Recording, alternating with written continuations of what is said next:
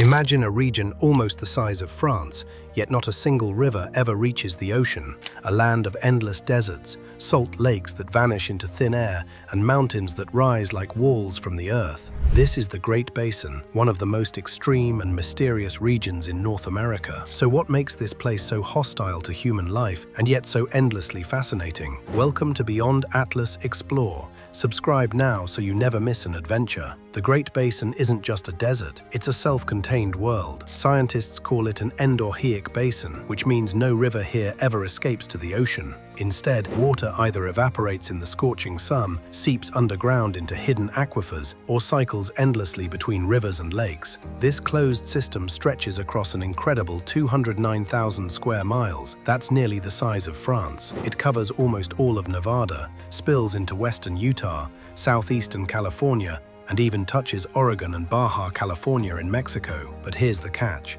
The Great Basin isn't really one basin at all. It's made up of hundreds of smaller basins stitched together, forming a mega-region unlike anywhere else in North America. The Great Basin exists because the Earth is literally being pulled apart. Along the edge of the Pacific, two giant tectonic plates, the Pacific Plate and the North American Plate, are drifting in opposite directions. As the crust stretches, the land breaks into a dramatic pattern of parallel mountain ranges, separated by wide, flat valleys. Geologists call this the Basin and Range Province, and the Great Basin is its heart. This natural stretch mark of the continent is framed by towering barriers, the Sierra Nevada to the west and the Rocky Mountains to the east. To the north lies the Snake River Basin, and together these ridges create a border known as the Great Basin Divide. Like the Continental Divide in the Rockies, it defines where water flows, or in this case where it doesn't. The result? A vast, isolated landscape sculpted by forces deep within the earth, with jagged peaks and sunken valleys repeating in endless rhythm. It's a landscape born of tension, and it still shapes every part of life inside the Great Basin. If you want to understand why the Great Basin is so extreme, look west. Towering over its edge is the Sierra Nevada mountain range. These mountains block moist air drifting in from the Pacific, creating a massive rain shadow. The result? A land starved of rainfall, where clouds often vanish before they ever reach the valleys below. That's why deserts dominate here. On the southern edge lies the Mojave Desert, a blistering landscape where summer heat scorches everything in sight. But the true giant is the Great Basin Desert, the largest desert in the United States. Unlike the Mojave, it has a colder, more varied climate. Broad valleys bake under the sun, while mountain peaks rise over 10,000 feet and even capture pockets of snow and rain. It's a place where temperatures can swing wildly depending on your altitude.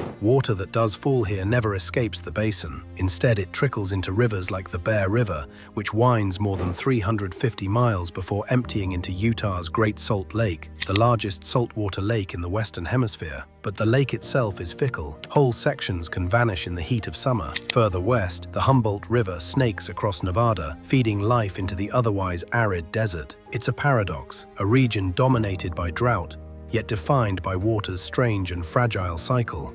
Question for you. If you had to cross one of these deserts, the burning Mojave or the icy Great Basin Desert, which would you choose and why? Drop your thoughts in the comments. Long before maps labeled this place the Great Basin, people were already finding ways to survive here. Around 10,000 BCE, the first Paleo-Indians, known as the Folsom culture, moved into the region. They were nomadic hunter-gatherers, roaming vast distances across the deserts and valleys in search of food and, most importantly, water. One of their lifelines was Lake Lahontan, a massive inland sea that once covered over 8,500 square miles of northwestern Nevada. Imagine a lake bigger than some modern US states, teeming with fish and fresh water. But as the climate warmed, the lake slowly dried up. Today, only fragments remain, like Pyramid Lake and Walker Lake, silent reminders of what once was. Over time, different Native American tribes adapted to this harsh environment. Groups like the Ute, Mono, and Goshute developed unique ways of living off the land. Their culture extended far beyond the basin itself, reaching into modern-day New Mexico, Arizona, Wyoming, and Idaho, proof of how interconnected these desert peoples were. European contact didn't come until 1765, when Spanish explorer Juan Maria Antonio de Rivera first crossed the region. Later, the United States took control through treaties in the 1800s. It was during this period that explorer John C. Fremont